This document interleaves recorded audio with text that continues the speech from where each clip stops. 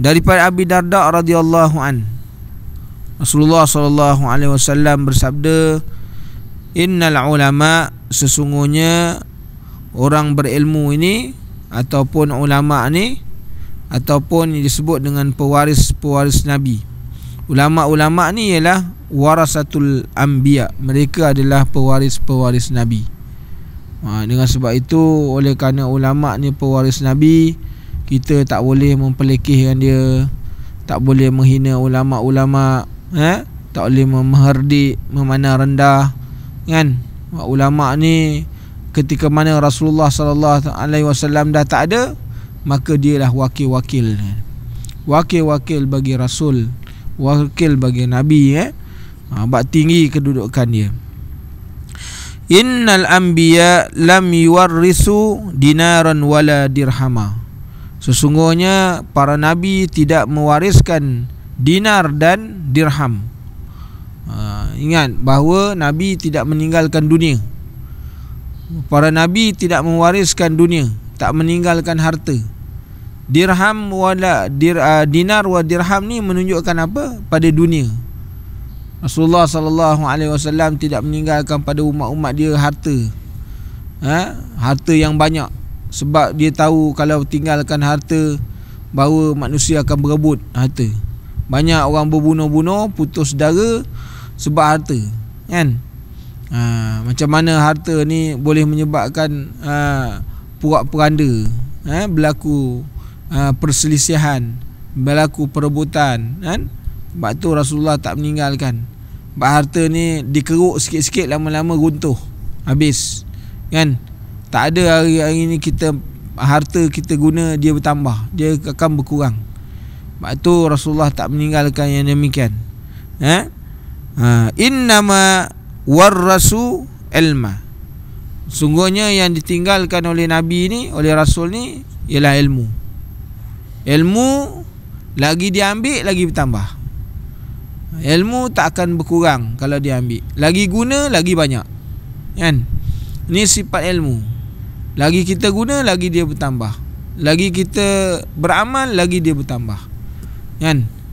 Ilmu menjaga tuan, tapi tuan menjaga harta. Itu bezanya. Kalau ilmu menjaga tuan, tapi tuan menjaga harta. Ilmu diguna, lagi bertambah, tapi harta diguna makin berkurang.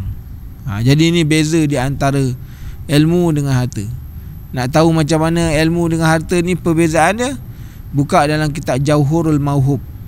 Kata-kata yang disebut oleh Sayyidina Ali karamallahu wajah, dia sebut dalam tu ada 21 kenapa ilmu ni lebih utama daripada harta.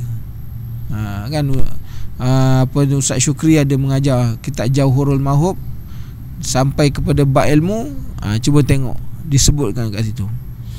Jadi dengan sebab itu, sesiapa yang mengambilnya, dia telah mendapat bahagian yang banyak lagi sempurna.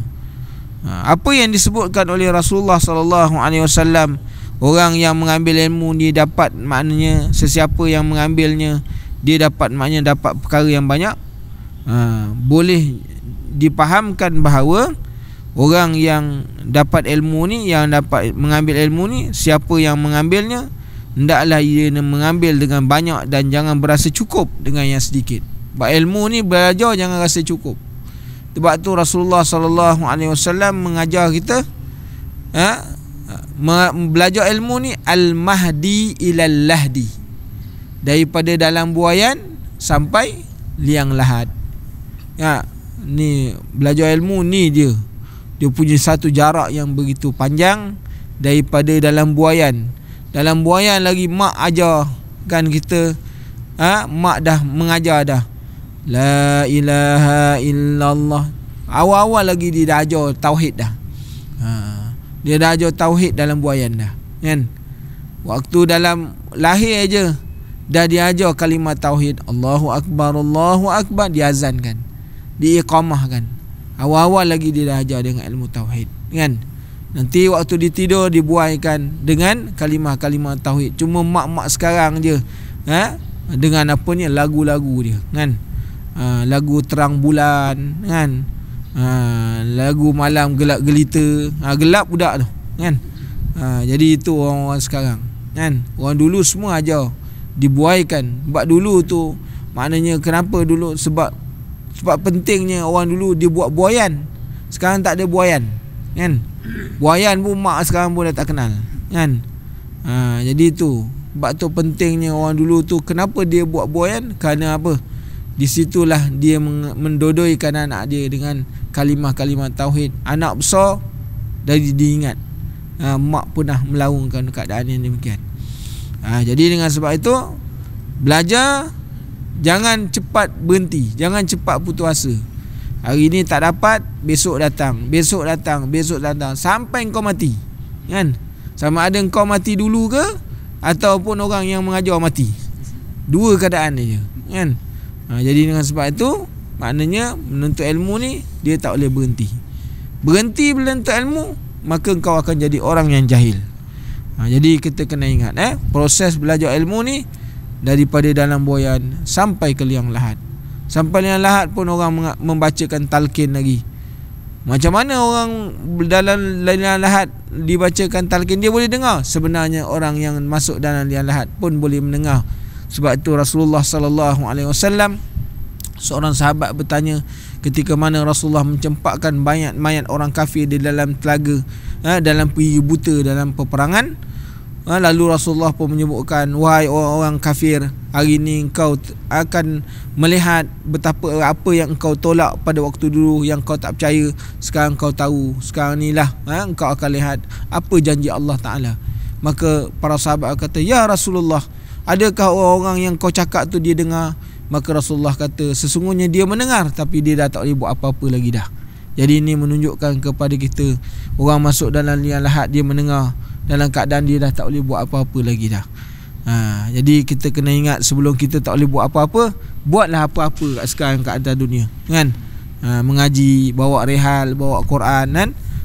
Jangan sampai besok kita kena bawa dengan usung pula.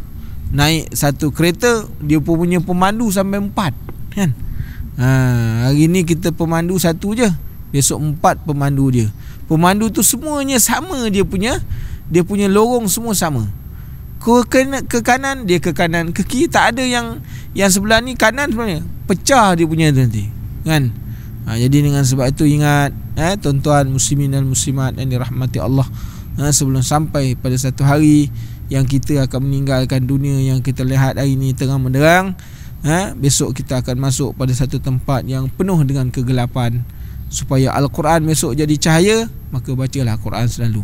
Wallahu alam. InsyaAllah panjang umur kita bersentuh pada hadis yang lain. Hadis yang ke-9